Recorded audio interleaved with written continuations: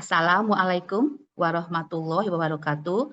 Perkenalkan, saya Ida Fitriani, dosen Departemen Matematika FMIPA UI.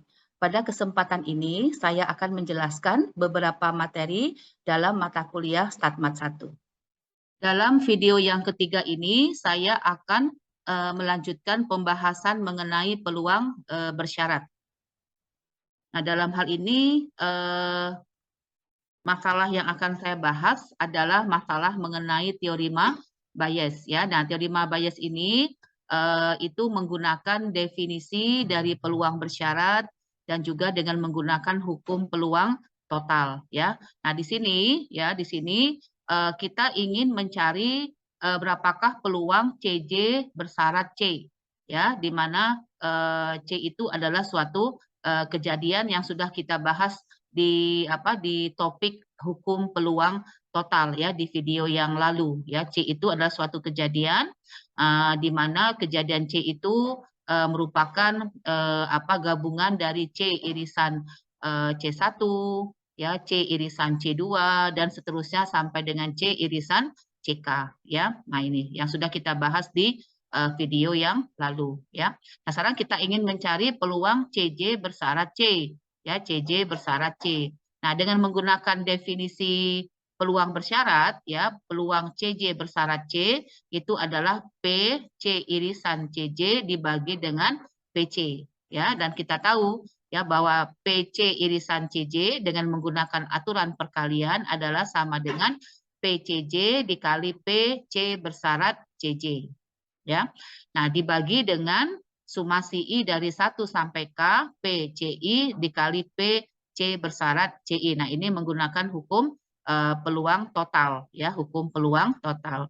Nah, probabilitas CJ bersyarat C itu sama dengan PCJ dikali PC bersyarat CJ dibagi dengan sumasi I dari 1 sampai K, PCI dikali PC bersyarat CI, ya, untuk J-nya itu 1, 2 sampai dengan K, ini kita sebut sebagai teorema Bayes ya, disebut sebagai teorema Bayes. Nah, waktu kita membahas hukum peluang total ya, C1 sampai dengan C1 sampai dengan CK ya, C1 ya sampai dengan CK ya. Nah, ini adalah mutually eksklusif atau mutually disjoint ya. Terus kemudian P C1 ya sampai dengan P CK ya.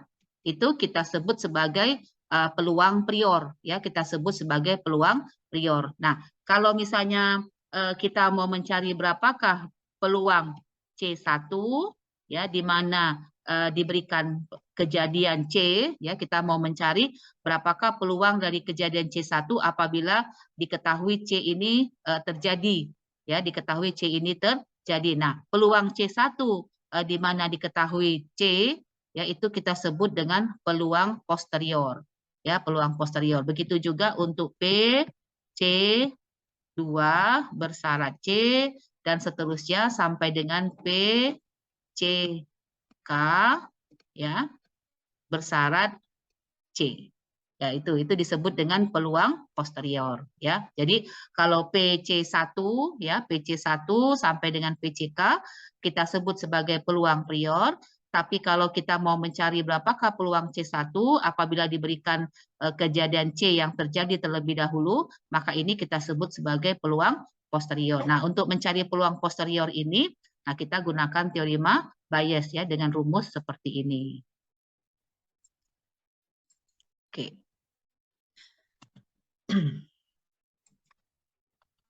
Nah, ini contoh ya, misalkan terdapat 2 mangkok ya, mangkok pertama dan mangkok yang kedua.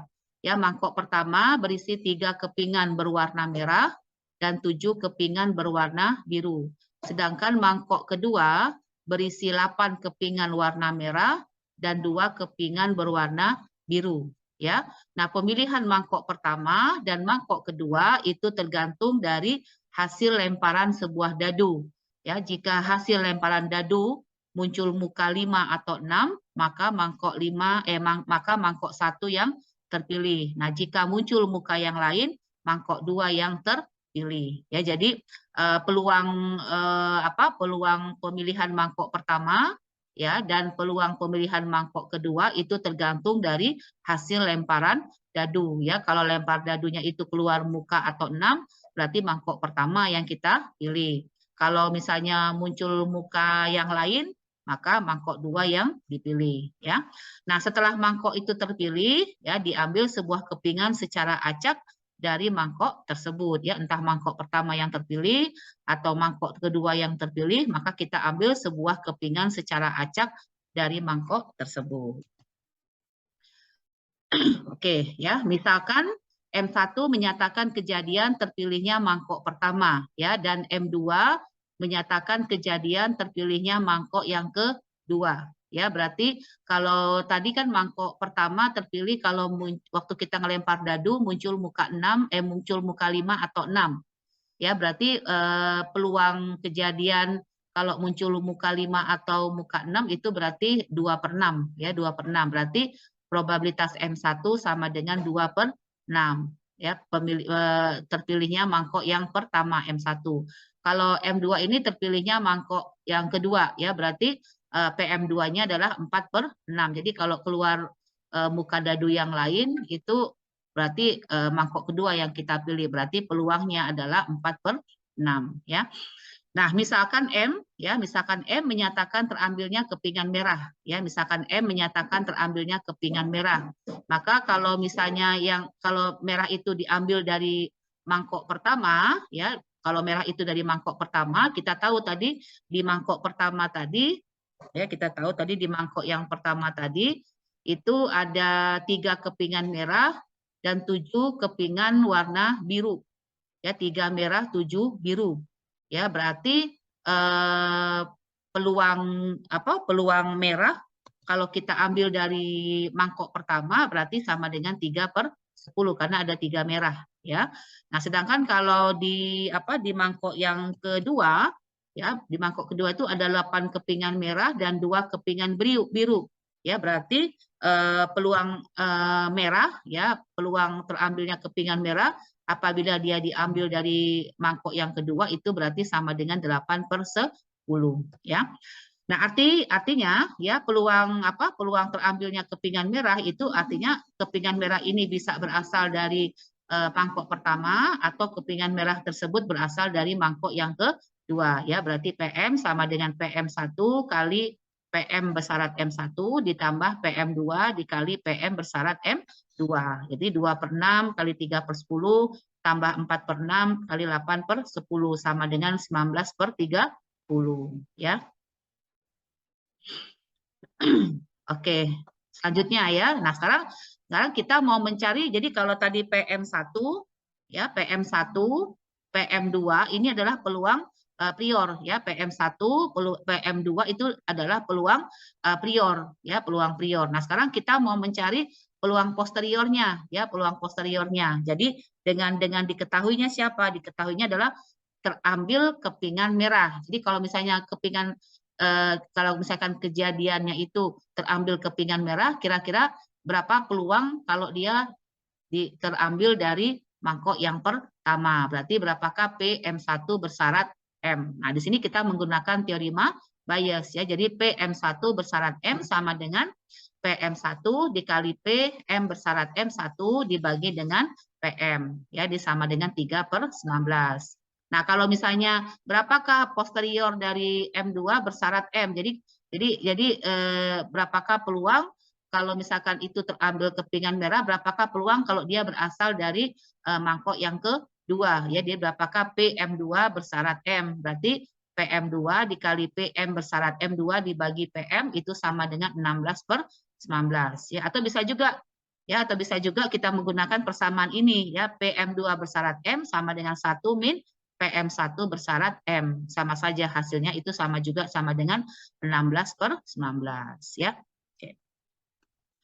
Nah, ini dengan cara yang sama ya penjelasannya contoh dari teorema bias ya. Nah, di sini kalian bisa pelajari sendiri contoh yang kelima ini ya, lebih lengkap penjelasannya mengenai teorema bias. Jadi bagaimana cara kita mencari peluang posterior. Jadi di sini misalkan